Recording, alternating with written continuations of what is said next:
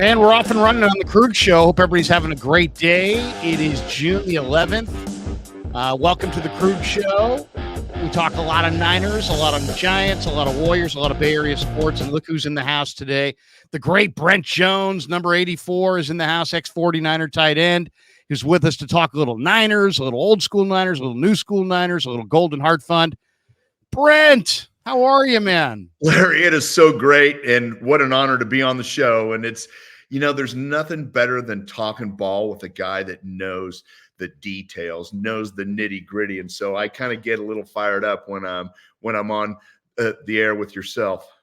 Well, it's funny. We go way back. We've done so many different events. I was driving down Walnut Creek the other day, and I'm like, that we did a grand opening of this burger place called The Counter once upon a time. And unfortunately, it's the location's no longer there. But you have done so much through the years to help Bay Area sports fans as a player, to help ex-Niners. And I wanted to start with the Golden Heart Fund because that's really the reason that we're getting together today, because I told Rodney Knox and the people at the Niners, I want to promote the Golden Heart Fund. I love the purpose and the kind of the mentality and the kind of mission statement of the Golden Heart Fund, which is it's not a handout, it's a hand up.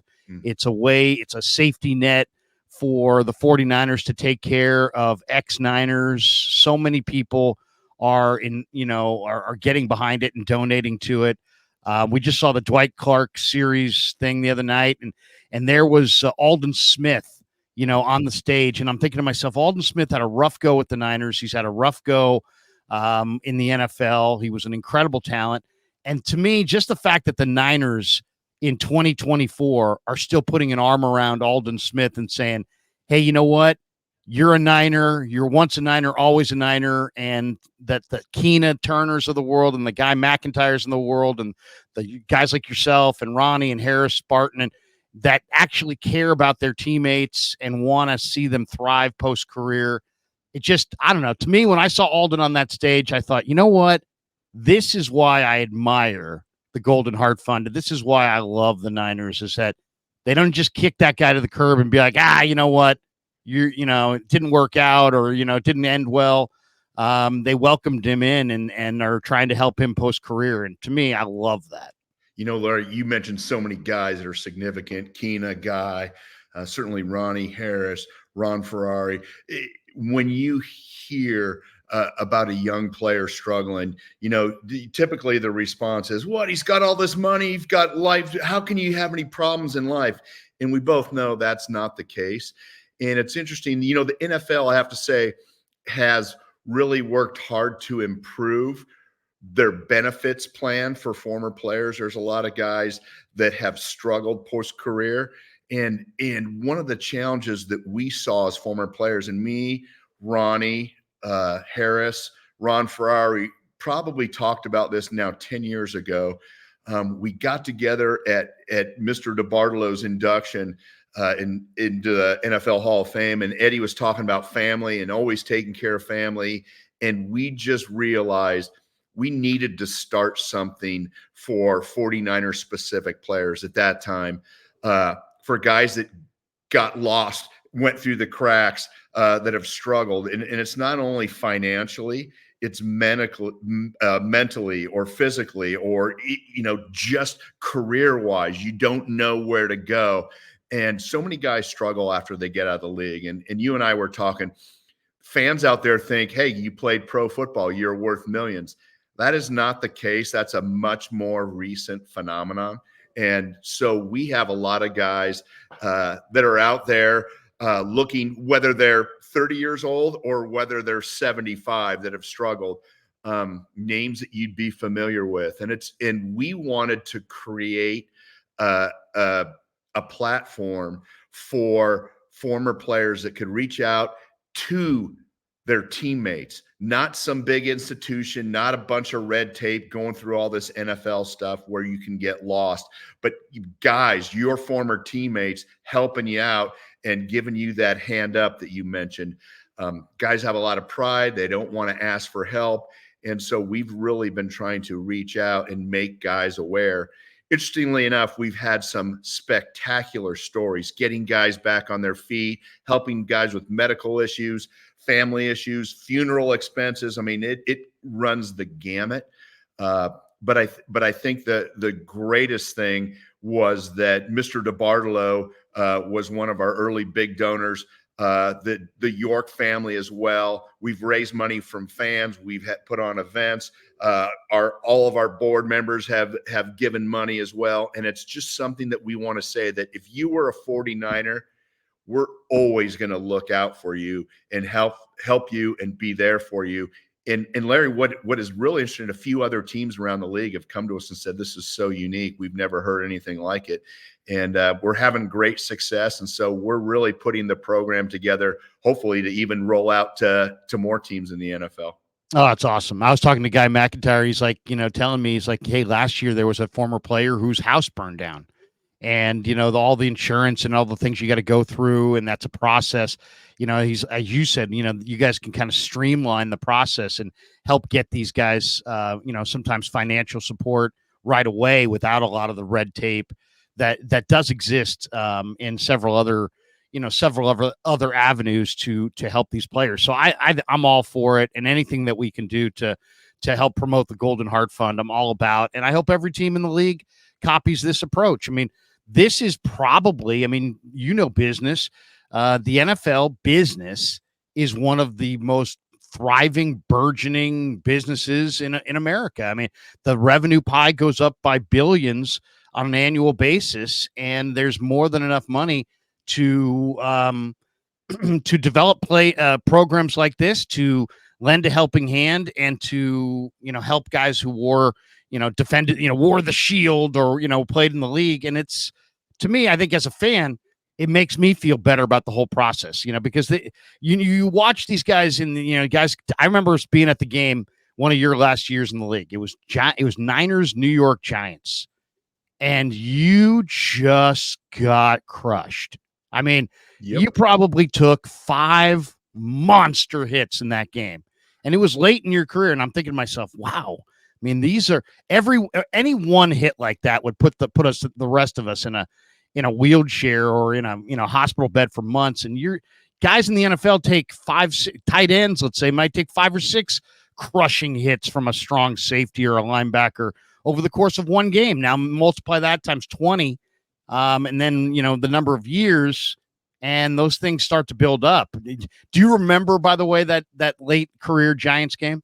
I absolutely do. I'm just glad my head didn't come off one of them. The film looked like my neck was extended so high.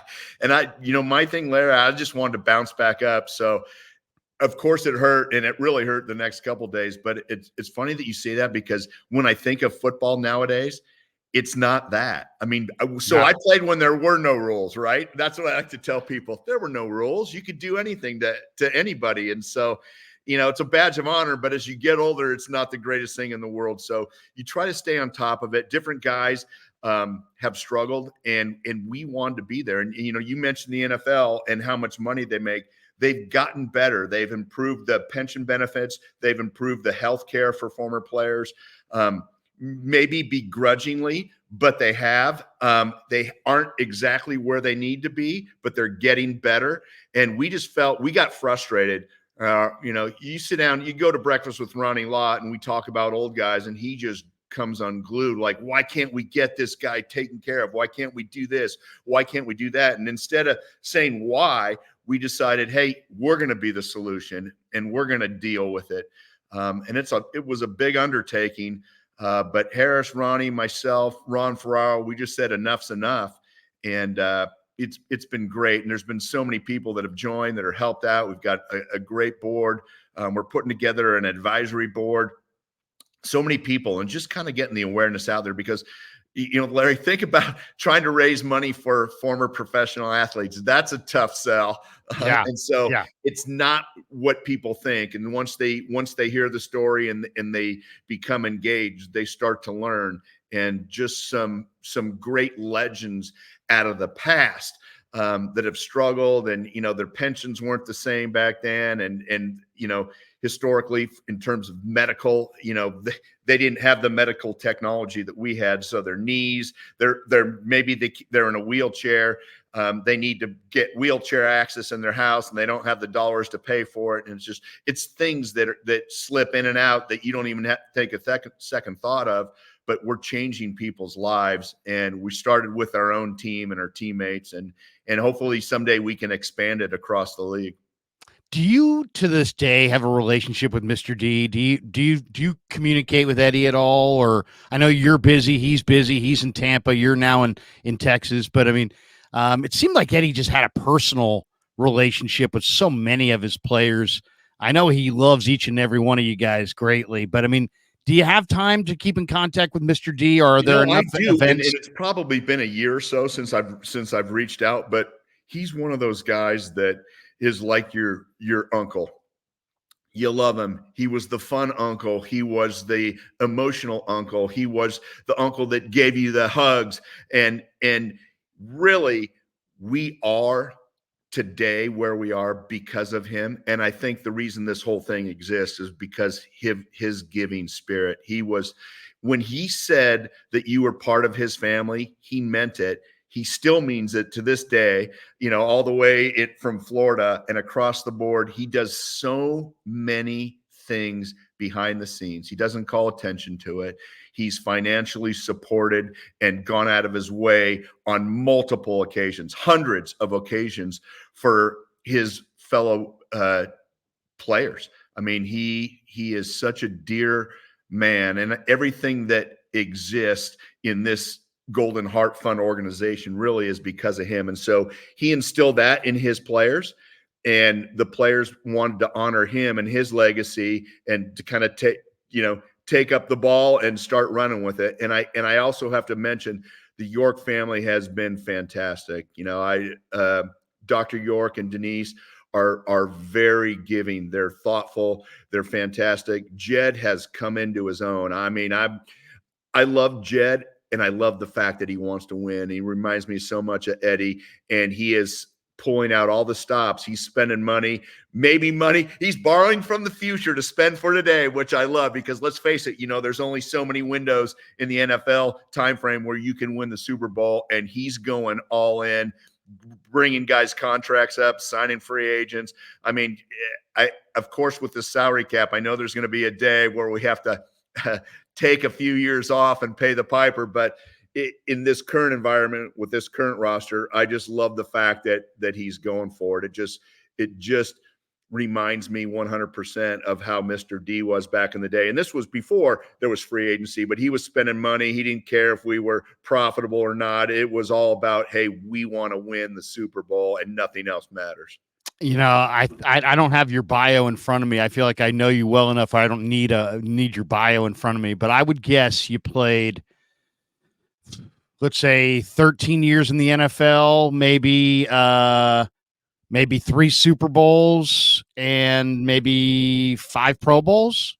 You were right in the mix right there. So it was 12 years, 12 3 years. Super Bowls, 4 Pro Bowls. If there was 1 or 2 I thought I could have made that I didn't, but that's how it is when you're a young guy. But Larry, this is the thing. This is my one stat that blows me away, and it's pretty amazing. 7 NFC championship games I played in.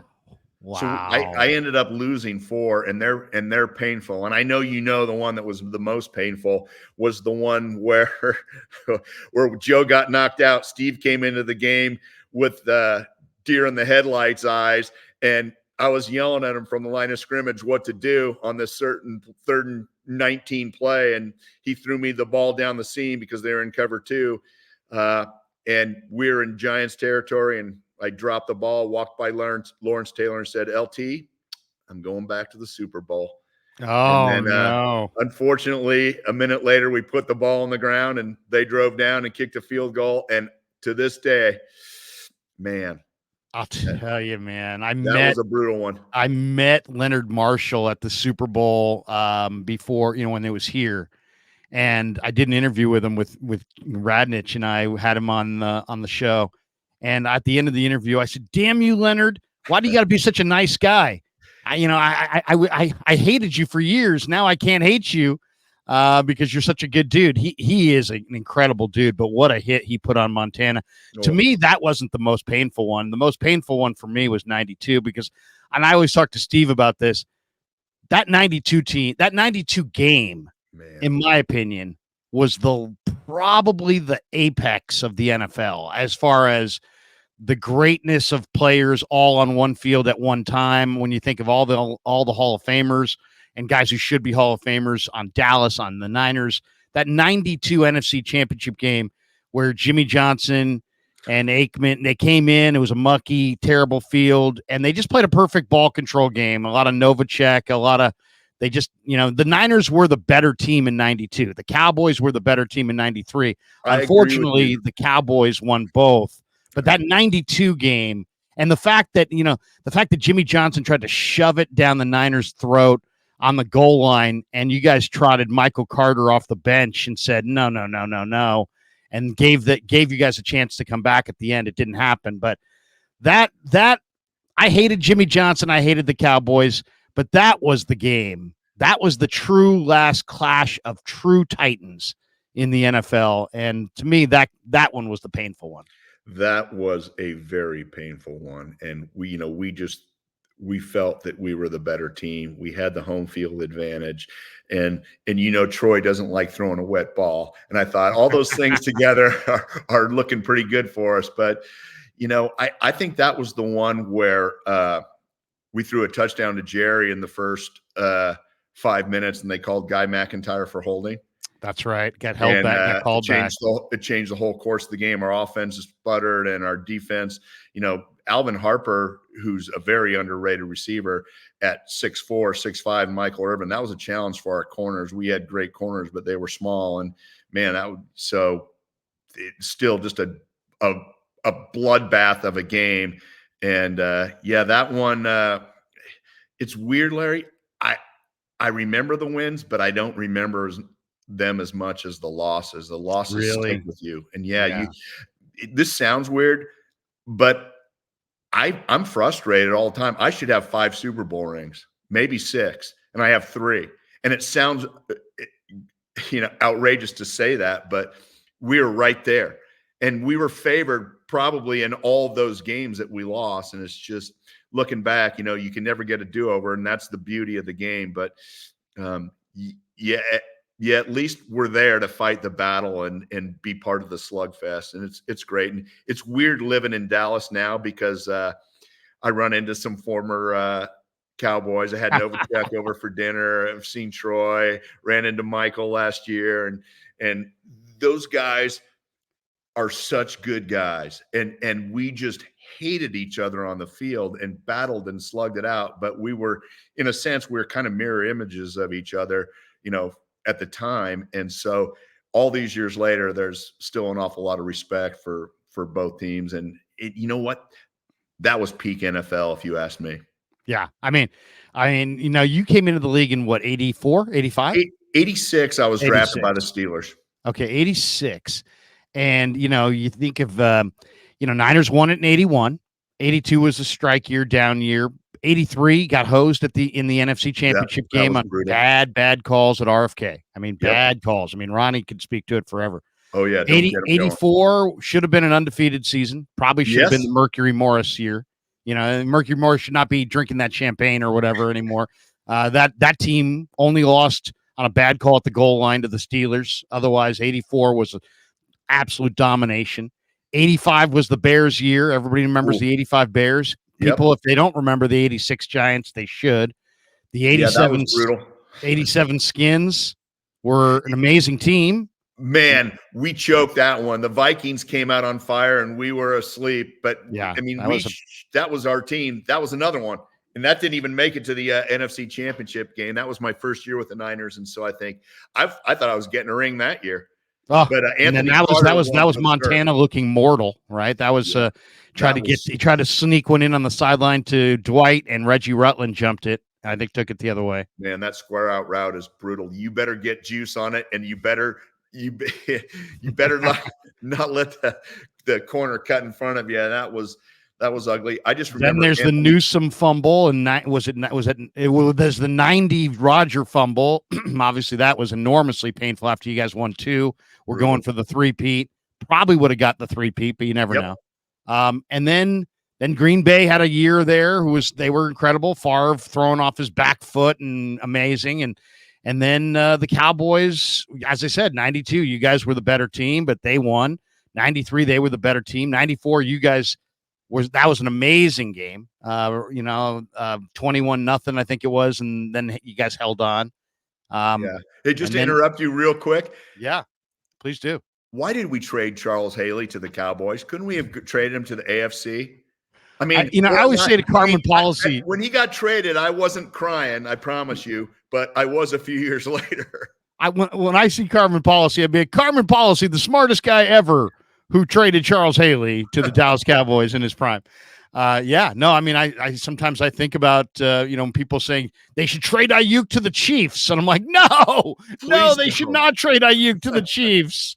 We've seen this movie. It doesn't end well. No. I got to ask you, because to me, you went to I went to St. Ignatius. So a lot of my high school, teammates, and they went to Santa Clara. Santa Clara was the #1 feeder school for SI. So all of my graduating class, probably 40 guys went to Santa Clara. It's a great school. So you were going to have a great whatever life anyway, because you got a great education at a great college. But do you ever think the NFL is almost like you get a brief window to make it, and if it doesn't happen in like that one camp or that second camp, you're done. That's it. It's like you never see a guy, 4 years in, and now, I mean, Jesse Sapolu had injuries early and then found his way to a Pro Bowl career. But do you ever think, man, if things didn't work out right in the first couple of years, would you have had the Super Bowls and the Pro Bowls and the 13 years in the NFL and the life that you had? I mean, you were a good athlete and a good player coming out of Santa Clara, and you were going to have success in life no matter what. But do you ever think how precarious and how kind of, it's almost like waiting for a bus and you either catch it or you don't, the NFL is at the beginning? I think about it all the time, and there are just so many little things that contribute to that big break. To be at Santa Clara, I went there as a baseball player and a wide receiver, and to end up getting drafted as a tight end was miraculous. I was so excited, and 2 weeks after I got drafted, a drunk driver hit my wife and I. Oh my gosh. Herniated disc, went back to Pittsburgh on the injured reserve list. That was old school NFL. If you were hurt, Chuck Noll didn't want you around the building, that you were a bad influence on the other guys, showing them the easy way to be hurt. And about a month into the season, after they signed me and told me I was the tight end of the future, they released me. They said, we don't think your neck's getting better. And so when I got back home, a few teams had called, and the 49ers were one of them. And I told my agent, I said, hey, I'm going to go with the 49ers. I'm going to fight this. I'm going to go for it right here at home, try to make the team. Larry, you'll laugh. You'll remember this. I went to camp with 120 guys. There were no 80-man limits. There was nothing. It was 100. It was a free-for-all. There was 8 tight ends. It's like, 8 tight ends? How do you even break through? And so the biggest challenge for me was even getting recognized. So I had to catch every ball. I had to know every assignment. I had to bust my tail. And about midway through training camp, I rode my bike to the cafeteria there at Rockland after practice. I had been playing great, but you know what? If nobody knows, how do you, if you think you're playing great, that's great, but does anybody else? And Bill Walsh pulled up on his bike and he said, hey, Brent, you're doing a great job. You keep it up. And I remember being on cloud 9 because Bill Walsh knew my name. I didn't even know Bill Walsh knew my name. Right. And so, man, and yeah, Larry, I'm going to tell you how I made the team, and you're going to laugh. So we're the final week of practice in Redwood City. I'm out there running around, catching balls, just playing my tail off. And Denny Green comes up to me and says, "Son, the trainer talk to you?" And I go, "No." And he goes, "It looks like your neck's really bothering you. Did you see the trainer?" And even if my neck was bothering me, "No, coach, I'm great. My neck's fine." He grabbed me by the face mask and he pulls me in tight and he says, "Son, you are supposed to fake an injury. We're putting you on the injury reserve. You're making this team, but we need to put you on the injury reserve list. So you need to go down with an injury in these next few plays." This is back when the media was out there every day. Oh, I went into the blocking scenario, rolled around on the ground, grabbed my neck, got up, trainer came out and took me in. And that's how I figured out, I was making the team. And then midway through the season, they released Russ, and all of a sudden, there I was, first game in Green Bay. And I don't know what hit me, and I never looked back. Seriously. You hear those stories. I didn't know that was true. But Denny Green was what a dear man. I love that guy. Yeah, but you know how it is though. It's like, so you get your opportunity out of Santa Clara, and then you get an opportunity that next year. But let's just say you had a couple more injuries, and you weren't ready. You may not get that call for that, in that third year. It's like you either make it happen inside that little window, or it's like, there's a whole nother class of tight ends. There's a whole nother class of rookies. Move on. Unless you're a first rounder, you'll get a second, third year, second, third chance if you're a high pick. But if you're not, no, you've got your window. And if you don't perform, if you don't show them something, it's all she wrote. It closes. A couple years later, the Niners drafted Wesley Walls in the second round, I think. Yep. And he was supposed to be good. Now, he was good in Carolina, but he wasn't really good with the Niners. But what were you watching the draft that day? And what does that feel like when you're sitting there and you're like, I'm the tight end, and now they're drafting another guy? I mean, that's pretty freaking cold. I don't know that the average person who works in a law firm or a hospital or ever really experiences that kind of like challenge. I mean, do you remember where you were when Walls got drafted and how you felt about it? I'm a big draft guy, so I've watched the draft since the old days when they used to do 3 rounds on ESPN at 5 a.m. West Coast time. And so I don't know why, but I have loved the draft even before I was a football player. And so, I saw it because they signed Jamie Williams as a free agent too, and then they drafted Wesley Walls, and I thought, well, I better work harder. You never want them to ever draft a first rounder at your position, but a second rounder is not great either. And so, if they draft a fourth or fifth rounder, hey, that's okay, but the guy might not have all the tools yet. But a high draft pick certainly lights a fire under you. But I was a guy that already had the fire. So I was like, I gotta fight my tail off, to be the starter and to remain the starter. And it's such a unique scenario where you have 3 guys that are in meetings every day, 3 or 4 guys for the tight end position, have to be with each other all the time, and you all want the same thing. And, you help each other, you encourage each other, but you don't necessarily root for each other. It's such a weird dynamic. And Wesley was a good man. His rookie year, we had him over for Thanksgiving. He's a fish out of water, had nowhere to go. Right. So, he's from Mississippi or something. Yeah, exactly. And I became really close with Jamie Williams. I love that guy. He's a warrior. And, you play the same position and he wants to play. And you know what? In all honesty, there are times when we're playing 2 tight ends where I'm like, man, I hope you get the touchdown pass. And, he was known more as a blocker, but he was a great competitor. And, Wesley went on to New Orleans and then Carolina and had a lot more success than he did in San Francisco. And it was sometimes guys you get in a rut in a certain place and you kind of can't break out of it. And then you go somewhere else and you become the man. And so he was able to do that, and it was great for him.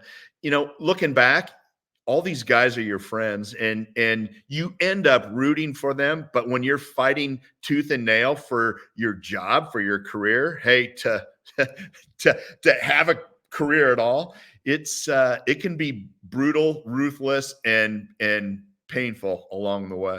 Who was your person as far as like, we all have stress, right? And we don't go to, maybe it's a mom or a dad or a wife or a brother or sister. Was there somebody that you would go to, to vent your stress, that maybe shield it from your children or shield it from your friends, but somebody in your inner circle that you could trust, and you could be like, I'm really concerned, I'm really worried about this. They're trying to draft me off the team. They're trying to, did you have somebody like that you could verbalize your stress to through your career? So for me, it was really my wife, number one, and my mom and dad. And I didn't want to share as much with my mom because she would get stressed out. But I talked to my dad, who was a football coach, was a football player drafted by the Raiders in Steelers in 1960, and so he's an Wow. old quarterback. So to have that coach's perspective and grit and determination behind you, if there was something, I'd maybe share it with my dad. But the other thing is, it's tough being a parent, and this when your kids are playing sports. It's such a gut-wrenching thing when things aren't going well or they're injured, and it's such a high when things are going great. So I wanted to shield my parents too at times from that. And so my wife heard it all. She heard it, hey, they're favoring this guy and that guy, or can you imagine how much this guy's making? Or yeah, I made all these plays in practice, but nobody noticed, and this, that, and the other thing. And it's tough. I don't know that I was able to share with a teammate until I had been around a long time. And at that point, I eventually trusted Steve Young, who was my roommate, not because I wanted a roommate. Larry, there were no roommates on the team.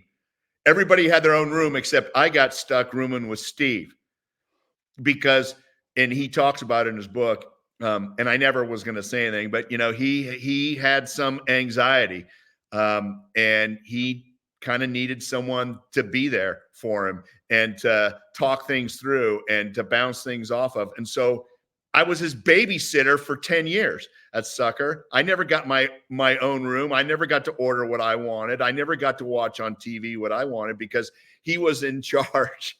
And so at probably year 5, I probably would start sharing with him, like, why is this way? And why is that way? And it's, in all honesty, it's great during the course of your career to have a guy that's not your wife that's going to always tell you, things that kind of sway your way, to give you an objective answer and to have some perspective and say, yeah, you're right. Or yeah, this is the way things are. So as much as I tease him about, making me be his roommate, it was great to have someone that was so thoughtful and insightful to, bounce things off of.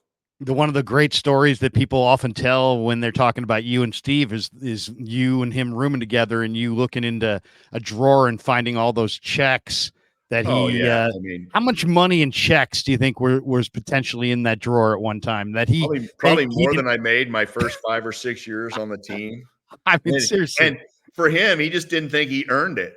right? Steve's Which, incredible. Steve's you an know, amazing guy. yeah, he is a piece of work. Let me tell you. Yeah. Well, let me ask you this, because you had a great relationship on the field with Joe Montana. You caught a touchdown in the Super Bowl from Joe. You were a great safety valve for Joe. Joe looked for you a lot, and yet you were, Steve's good buddy. Did you ever feel pinched in that at all, or did because I mean, I and I don't know. Do we make more of the rivalry than maybe it actually was because of their positions? I mean, do these guys like each other and get along? And did you feel in any way like you had to be, a Joe guy versus a Steve guy? Yeah, so that is a great question. So I think there were times where it was blown out of proportion because of just the big names and just the position. I think there were times where, they'd be out golfing in the afternoon during training camp and people would be writing articles about how they hate each other. And it's like, okay, it's sometimes it's a little out of context. Both super competitive, both wanted the job just like every other position, but it was a lot more high profile.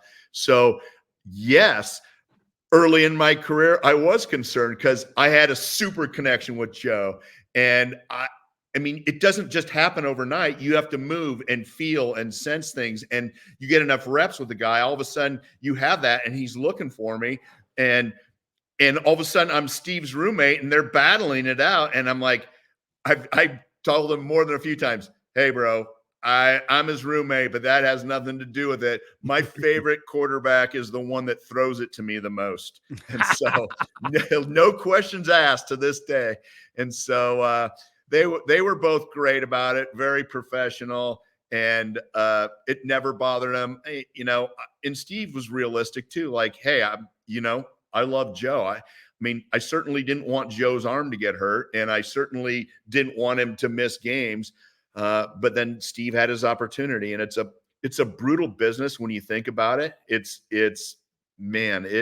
can be tough, but I love both of those guys, and they were both great for me. And I always tell Steve, hey, Joe threw me the ball in the Super Bowl, and I was your dang roommate, and you didn't, sucker.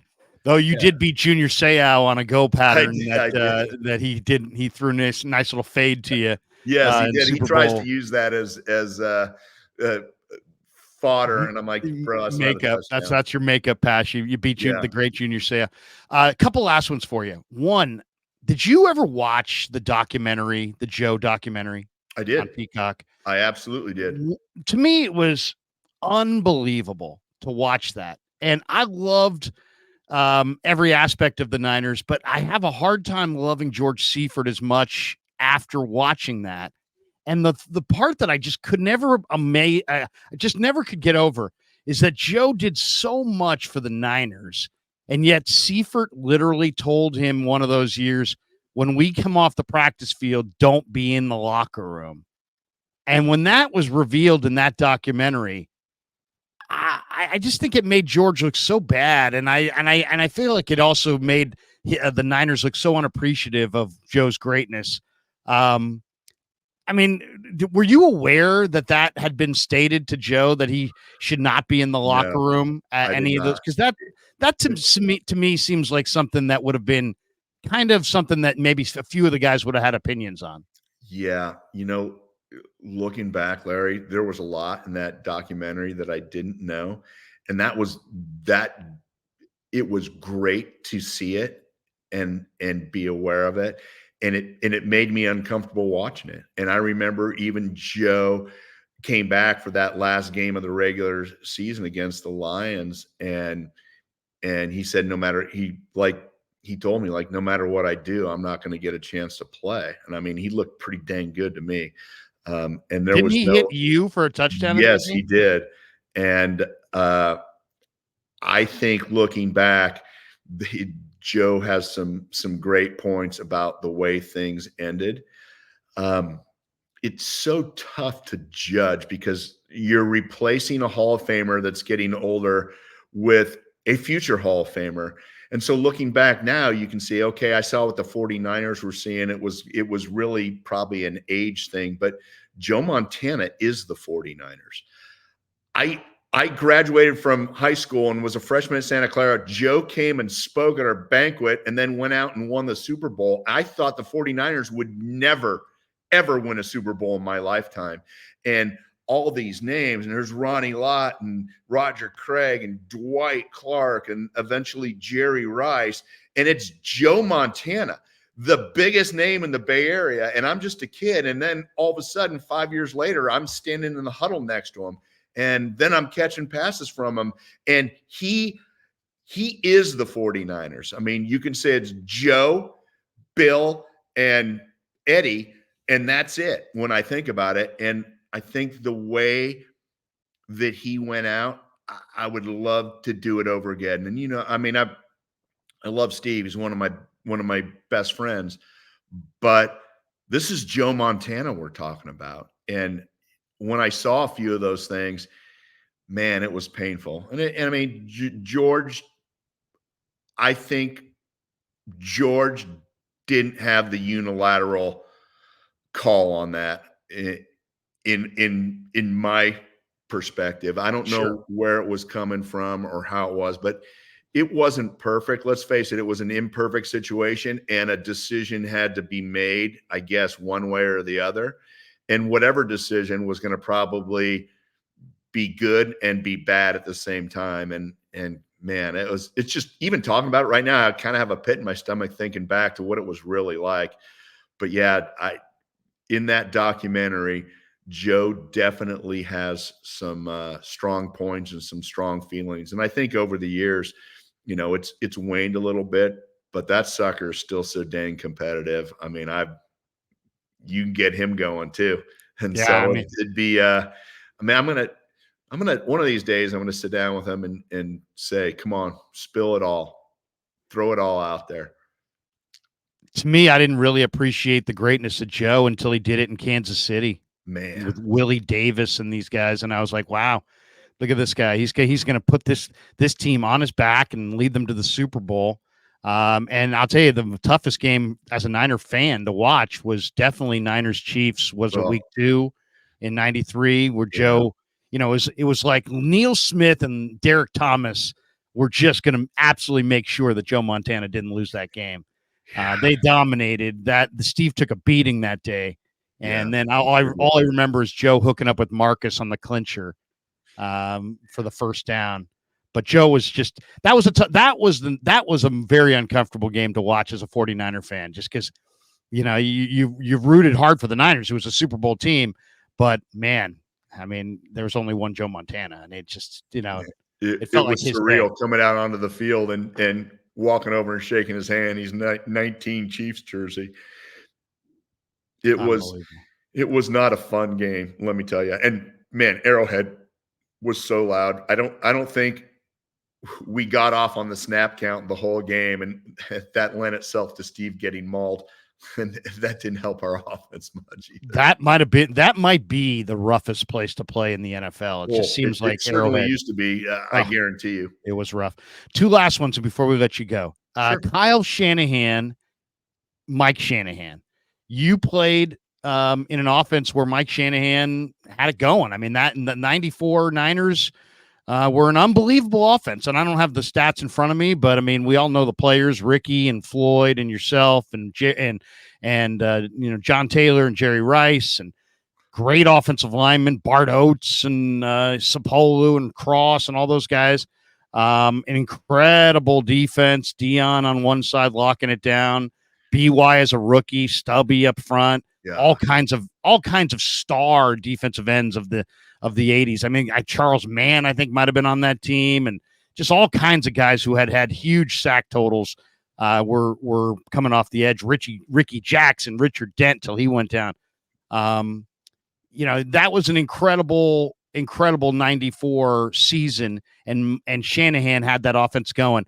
When you see Kyle though now, and he's the Super Bowl so elusive for him, I kind of feel bad for him, Brent, because I feel like there's no doubt in my mind he is one of the best coaches in football, and yet there's no doubt in my mind that there's this kind of growing number of Niner fans who just feel like he's like fair game to just tee off on. And there's so many people that are so negative on Shanahan.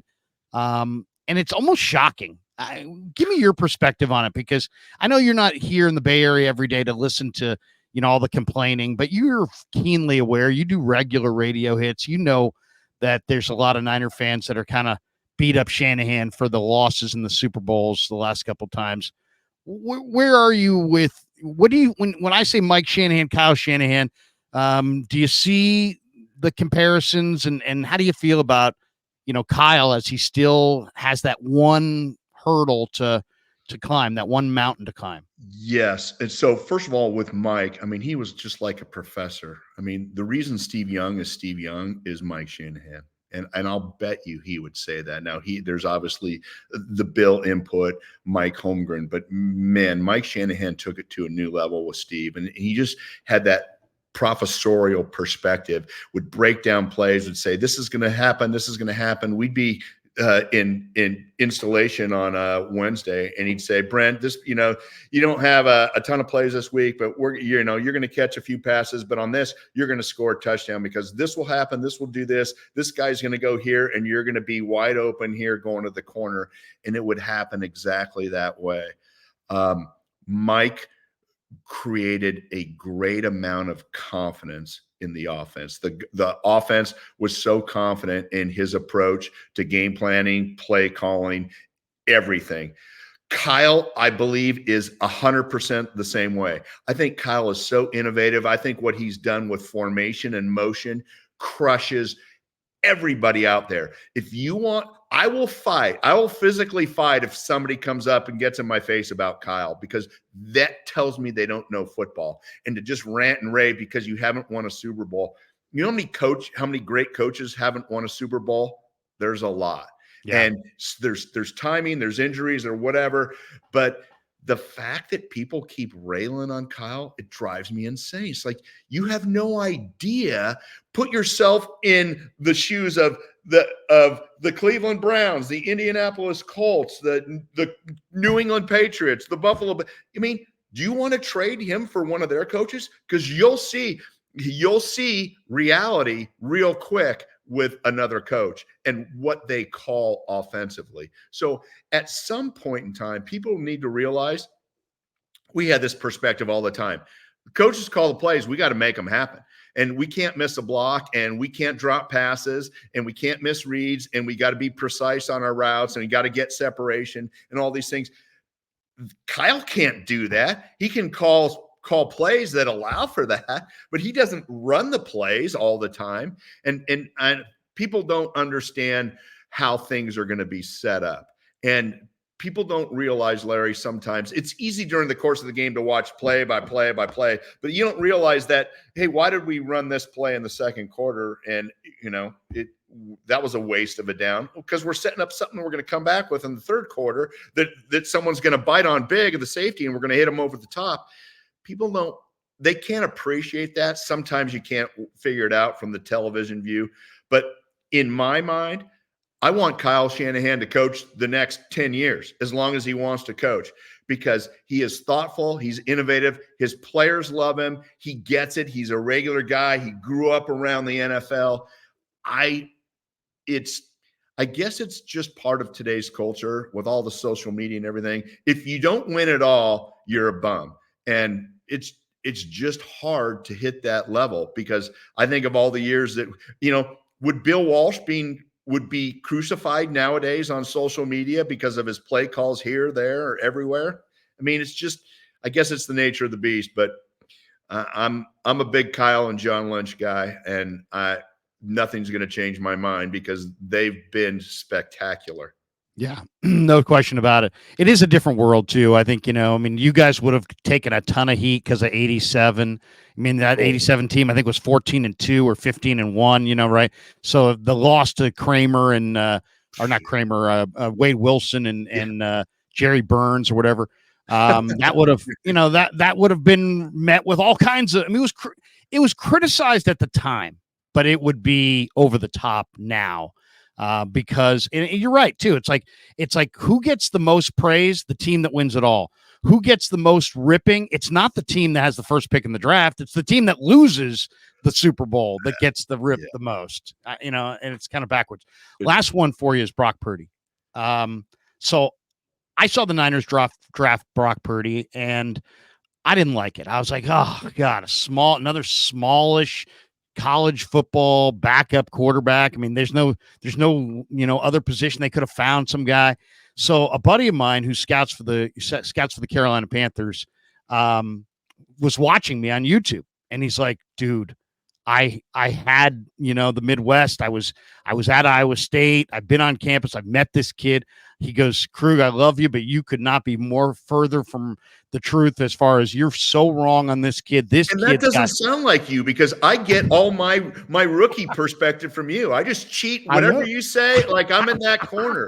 Like that's what I do, because it's hard if you don't have eyes on a guy. You can't just tell from a clip or two. So you got somebody that you respect that knows talent. You have to kind of cherry pick on them. But this guy told me, he said, you're wrong, and I'm going to send you a highlight reel, and I just want you to know that this kid is my favorite quarterback in this draft. He's competitive. He's smart. He's a leader. The guys follow him. He's a worker. He's a grinder. He's everything. And I go, yeah, but does he have enough arm? He looks like he's got a pop gun arm. He's like, well, he definitely needs to work on his arm strength. Oh, so this is what he tells me. He sends me the film. I watch it. Then I read this article that he went to Jacksonville and started working with these throwing mechanics, coaches, and that he's actually gained a little velocity on his ball. Then I just said, well, I'm going to go watch him in minicamp. I watch him in minicamp. He was perfect. I mean, he looked bored. Everything's a perfect strike. And he's right there next to Trey, and Trey's airmailing everything. And then I said, you know what? I got to see it in the preseason because I just can't go off minicamp. And so I see it in the first preseason game. And I'm talking to Tim Ryan on the sideline of the next practice week. And I said, Tim, I go, what'd you think of Brock in that preseason game? And in that first preseason game, what he did, Brent, was in the fourth quarter, the Niners had the lead. He worked the play clock down to 1 on every snap in the fourth quarter of his first preseason game because he wanted to win that bad. You know the way that scene is for rookie quarterbacks. You're barely getting the play called on time, and the last thing you're worried about is how much time is left on the play clock in a game that doesn't mean anything. And Tim said to me, he's like, did you see the way he worked that play clock down? I'm like, absolutely. I go, that was like QB 5.0 for a guy in his first preseason game. And we both kind of decided that Brock was special. And then, of course, we all eventually found out that is indeed the case.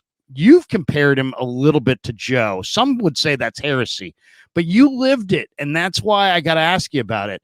When you see Brock, what reminds you of Joe without forget putting pressure on the kid. He's got enough pressure on him. He just lost the Super Bowl, but I see a lot of the same things you see, but you played with Joe and you're watching Brock. So what do you see? What is similar about what Brock does to what Joe did? So you just mentioned Joe, and you think Joe coming out now probably being 185 pounds soaking wet, probably not the strongest arm, 6'1", and I don't want to say scrawny, but at the time he probably was scrawny. And you think, okay, that pick's going to get ripped to shreds nowadays because there's much more focus on all the intangibles and all the different things that a guy has. So when I see Brock Purdy move, he reminds me of Joe. I can't help it. It's like the way that his body language is in the huddle. And then when he takes the snap and he drops back, he's processing. What made Joe amazing is Joe processed faster than anybody and delivered the ball so perfectly and accurately, it was almost impossible. And Larry, there was practices where Bill would make us run stuff again and start yelling at Joe. And Joe would put the ball right here and he'd be screaming at him, Joe, I need it 6 inches further so Brent doesn't have to break stride. And I remember thinking, how is Bill Walsh yelling at Joe Montana for throwing perfect balls? Run it again, run it again, run it again. Joe was flawless in his delivery and in his processing. And let's face it, for Brock Purdy, 2023, the NFL is much more complicated in terms of disguising blitzes, guys coming here, guys coming there. You got to run motion, you got to shift, you got to make sure this guy, there's so many more things to process. And then drop back, understand the coverage, and go to the open guy. It might not be the first read. It might not be the second read. It could be the fourth read, but he's hitting them now. And that's the difference. That puts you at a whole different level as a quarterback, more than anything. Arm strength, accuracy. Let's face it, Brock is pretty dang accurate. He's got some great players to play with, but it still comes down to if you can't make your decision and get rid of it and make it accurate, you're not going to be successful. And you see so many young quarterbacks hold the ball too long. And that was the first thing that caught me about Brock. He's not sitting there holding the ball too long. He also has that ability that Joe had, not the fastest guy in the world. Let's face it, Steve was much faster than Joe. But Joe had that sense, eyes in the back of his head, to step up or be elusive in the pocket where he just sidestep an arm or a rush or an obvious sack. Brock Purdy has that same dynamic. He does it. The way that he moves in and around the pocket are very, very similar to what Joe did. And so those are the things. I mean, yeah, do you want to say the kid's the next Joe Montana? You'd be a fool to say that. But does he have some of the characteristics of Joe? Absolutely. If he plays for 13 more years, will he blow Joe's records away? Yeah, probably so. Maybe not Super Bowls. Let's hope so. But what a great young leader. Larry, I've got to tell you, I have two grandsons. One's 6 and thinks he's Christian McCaffrey. He's been thinking about it for 18 months. Wow. The other one just turned 4 last week. My 4-year-old grandson thinks he's Brock Purdy. He has 513 jerseys. He's got T-shirts. He had a birthday party for 4-year-olds, and the theme was Brock Purdy birthday. We had awesome. pictures, fat heads, jerseys. What 4-year-old has a Brock Purdy birthday party? I said, you're probably the only one in the world. It was unbelievable. That just shows you how much he's talked about in our family. And the little guy is just, I got to get him to meet Brock Purdy because he will go ballistic. Oh, and there's not a better guy. There's so not good. a better guy. Brock Purdy. The thing that really strikes me about, when you talk about Joe and Steve and Brock, they were just all ridiculous competitors. Totally ridiculous competitors. And it's not the yell and scream and I'm doing this and it wasn't Marino yelling at your linemen. Right. It's a quiet, burning leadership expectation grinder. You mentioned grinder. When I hear that about him, I know, because those other two guys were huge grinders, but you wouldn't know it. They act cool in public, but yeah, they're grinding behind the scenes constantly. I told Steve Young, I said, Steve, you played your entire career with 3rd and goal type urgency. And he's like, I appreciate that. But it's true. He really did play his entire career like it was 3rd and goal and his helmet popped off and who cares? We're going to run. We're going to dive into the pile anyway. I mean, Steve was a crazy competitor. Brock Purdy, I told him, because I did an interview last summer with Brandon Allen. And I said, Brandon, somebody told me you're the best golfer on the team. He's like, yeah. I said, you got to drag Brock out there. He's like, oh yeah, no, I'd kill him. He's, I'm way better than him. So I mentioned it to Brock. I'm like, hey, Brock, Brandon says that he could pretty much wipe the floor with you in golf. And he's like, he said that, huh? And then he's like, he goes, well, I didn't, I had my elbow thing this offseason, so I couldn't play a lot, but you can bank on this. I'll get good enough to beat him to take his money. And I mean, it was just like, all we were talking about is messing around golf with your 3rd string quarterback. And yet you could see, it's like, he said that, right? I want to beat him, I mean, so Purdy's just a crazy competitor, and obviously Joe and Steve were as well. So absolutely incredible stuff. Brent, awesome to talk ball with you, man. I'm glad that we could talk a little Golden Heart Fund. If people are of the right mindset, go donate to the Golden Heart Fund. It's a great foundation. It's a great fund. It benefits 49er players of the past who may have fallen on hard times. I love the program. I take great pride in the fact that my favorite team is on the cutting edge of this kind of behavior and this kind of program. So awesome stuff. Great to talk ball with you. Old school stuff for the older crowd, young school, the new school stuff for the kids. But always love talking ball with you, Brent. I love hearing you with Tommy on KMBR. And wish you nothing but great success and health and good things for your family in the year ahead, man. You're the best, Larry. I appreciate you. Love a pure ball guy. And you've got to send me your rookie updates post mini camp and into training camp, because I need to know what to talk about this year. I'll say one thing, one name to keep your eye on this summer, Tanner freaking Mordecai. That is beautiful. I needed the played at Oklahoma, sat behind Kyler, transferred to SMU, put up 2 years in a row with like 35 touchdowns and like 10 picks. Then played this last year at Wisconsin. I talked to Brian Greasy about him. I said, what stands out about him? He's like, he runs 4.46, which is, pretty damn fast for a quarterback. But he's a great competitor. And he said Luke Fickell, who was the head coach at Wisconsin, told Greasy, he said, of all the players that played for me this year at Wisconsin, he would be the guy that I would jump on top of the table and argue for, because he's a competitor. He's a winner. The players love playing for him. He broke his throwing hand 4 weeks before the ReliaQuest Bowl game against LSU. Ooh. Never doubted whether he would play. Played the game with the broken hand, threw for 378 yards and 3 touchdowns, no picks. And he is a competitor who can move. So I know the Niners have Josh Dobbs. I know they've got Brandon Allen. But my eyes tell me that Brock is their best quarterback, and this kid Mordecai might be their second best quarterback. Wow. So watch Tanner Mordecai. I trust your eyes, big fella. Brent, Awesome. good stuff, man. Thank you. Have a great rest of your day. I've got a brief little out here. Thanks to everybody. Brent Jones is the best. Go Niners, Golden Heart Fund. Peace. Yeah, never met a man I've been scared of. Careful, you gon' get exactly what you asked for. Careful, whatever you bring me.